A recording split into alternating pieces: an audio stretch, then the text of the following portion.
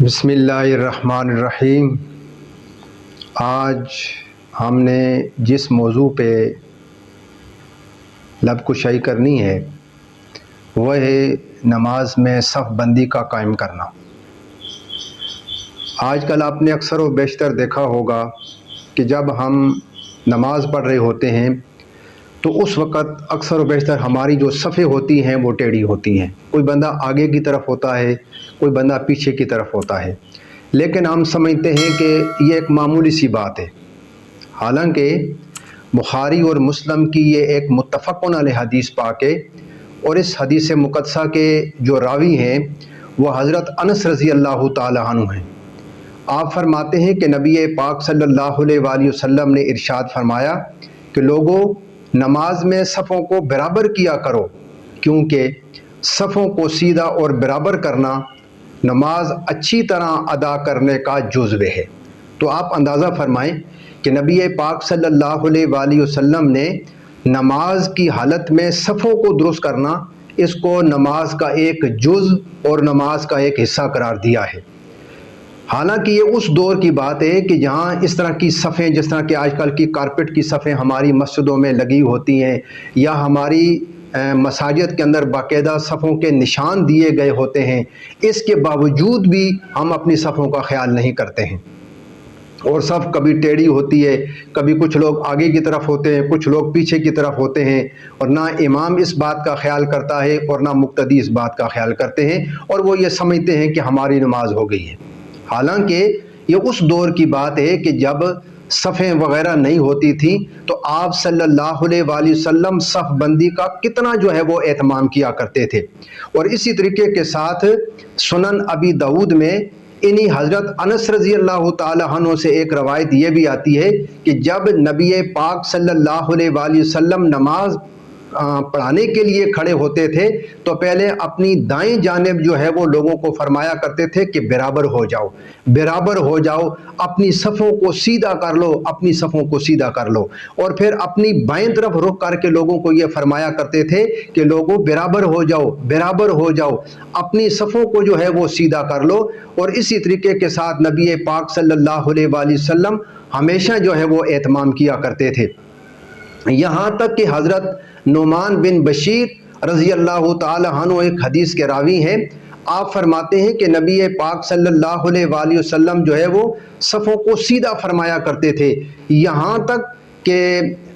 ایسی صفیں سیدھی ہوتی تھی کہ صفوں کو دیکھ کر آپ تیروں کو جو ہے وہ سیدھا کر سکتے تھے، اس طریقے کے ساتھ۔ اور فرماتے ہیں کہ ایک مرتبہ جب آپ صلی اللہ علیہ وآلہ وسلم نماز پڑھانے کے لیے جب آگے بڑھتے ہیں، قریب تھا کہ آپ صلی اللہ علیہ وآلہ وسلم نماز کے لیے تکبیر فرماتے، یعنی اللہ اکبر فرماتے، یہاں تک کہ ایک شخص جو ہے وہ صفوں کے اندر کھڑا ہوا، اس کا تھوڑا سا پیر جو ہے وہ بقیہ لوگوں سے آگے کی طرف نکلا ہوا تھا، تو نبی پاک صلی اللہ علیہ وآلہ وسلم نے اس کی طرف دھیان کرتے ہوئے فرمایا کہ لوگوں اپنی صفوں کو سیدھا کرو، اپنی صفوں کو سیدھا کرو۔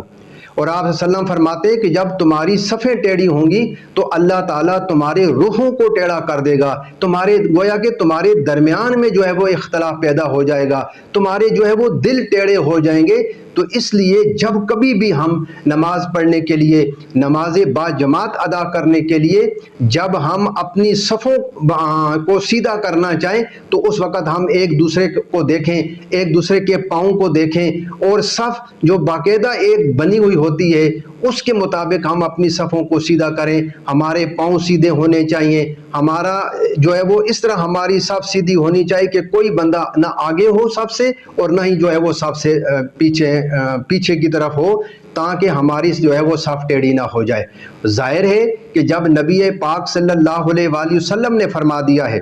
کہ یہ تمہاری نماز کا ایک حصہ ہے، تو اس چیز کا حکم تو اللہ پاک نے قرآن کریم کے اندر فرمایا کہ وہ اقیم الصلاۃ، نماز کو قائم کرو۔ نماز کا پڑھنا اور بات ہے، لیکن نماز کا قائم کرنا جو ہے وہ اور بات ہے۔ نماز قائم تبھی ہوگی کہ جب اس نماز کے اندر ہمارا خشوع اور خضوع ہوگا،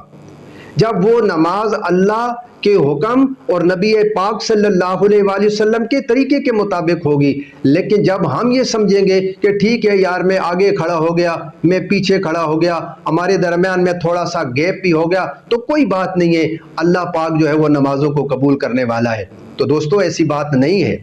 नमाज जब हम अल्लाह के लिए पढ़ते हैं, जब हम नमाज को एक फरीज़ा के तौर पर अदा करने की कोशिश करते हैं और हम ये समझते हैं कि हम एक अपना फरीज़ा अदा कर रहे हैं, और मुसलमान होने के बाद, कलमा पढ़ने के बाद सबसे पहला जो फ़र्ज़ इंसान ने अदा करना होता है वो अकीमुस्सलात, वो तो नमाज ही है। तो जब हमारी नमाज ही ठीक नहीं होगी, जब हमारी सफ बंदी ही ठीक नहीं होगी, जब हमारी सफ़ें ही टेढ़ी होंगी, तो गोया हमने अल्लाह और अल्लाह के रसूल के हुक्म का इनकार किया है। तो नमाज तो हम अल्लाह के लिए पढ़ते हैं, और जब अल्लाह के हुक्म के खिलाफ होगी, उसके नबी के तरीके के खिलाफ होगी, तो फिर वो हमारी नमाज नहीं होगी।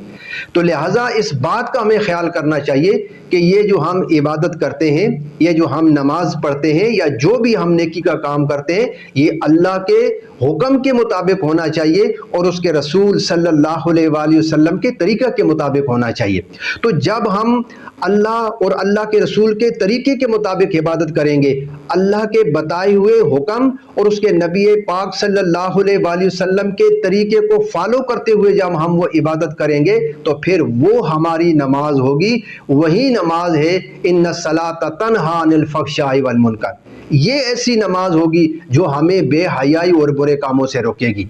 तो जब हम इस तरह की गलत मलत नमाज पढ़ेंगे, अपनी ख्वाहिशात के मुताबिक नमाज पढ़ेंगे, अपने इल्म के मुताबिक नमाज पढ़ेंगे, अपने तरीके के मुताबिक नमाज पढ़ने की कोशिश करेंगे, और हम ये समझेंगे जी ठीक है जी अल्लाह पाक कबूल करने वाला है, तो फिर ऐसी नमाज गंदे कपड़ों के अंदर लपेट करके उस नमाजी के मुंह के ऊपर मारी जाती है, और फिर वो नमाज भी उसके लिए बद्दुआ करती है कि अल्लाह ताला तेरा भी बेड़ा इसी तरीके के साथ गरक करे जिस तरह तूने मुझे अदा करने की कोशिश की है।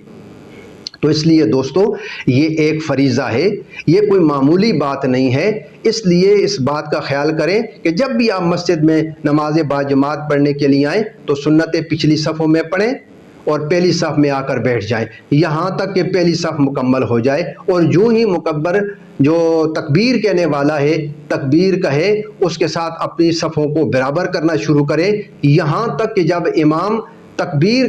कहे तो उससे पहले उसको भी चाहिए कि वो सफ़ों को एक मर्तबा जो है वो देख ले कि ये भी नबी पाक सल्लल्लाहु अलैहि वसल्लम की एक सुन्नत है। और अगर कोई इंसान आगे पीछे है तो उन सफ़ों को पहले दुरुस्त कराए, और दुरुस्त कराने के बाद जो है वो तकबीर कहे और अपनी नमाज को शुरू करे। ये वो तरीका है कि जो नबी पाक सल्लल्लाहु अलैहि वसल्लम ने हमें जो है वो तालीम फरमाया है। अगर इससे हटकर हम नमाज पढ़ने की कोशिश करेंगे तो दोस्तों फिर वो नमाज नहीं होगी, वो बल्कि उल्टा हमारे लिए वबाले जान बन जाएगा। तो इसलिए मैं तमाम दोस्तों से ये गुजारिश करता हूँ कि जब कभी भी आप नमाज पढ़ें तो इस तरीके के मुताबिक नमाज पढ़ने की कोशिश करें। अल्लाह पाक हम सब को इन बातों के ऊपर अमल करने की तौफीक अता फरमाए। तो दोस्तों ये चैनल जो है वो आपके मसाइल के मुताबिक इसके अंदर वीडियो पेश की जाती है, लिहाजा इसको सब्सक्राइब कर लिया करें, जो बेल है उसको भी दबा लिया करें, आल वाले बटन को जो है वो दबा लिया करें, ताकि आने वाली जितनी भी वीडियो हैं वो आप तक पहुंचती रहे। और साथ ही इसको लाइक भी किया करें अगर आपको ये वीडियो अच्छी लगती है। तो इंशाअल्लाह आपका ये तावन हमारे साथ जारी व सारी रहना चाहिए। ये सिर्फ़ और सिर्फ अल्लाह की रज़ा के लिए ये सारा काम हो रहा है, तो लिहाजा इस अल्लाह के रज़ा के अंदर आप भी हमारे साथ शामिल हो जाएं। अल्लाह पाक हम सब का हामी व नासिर।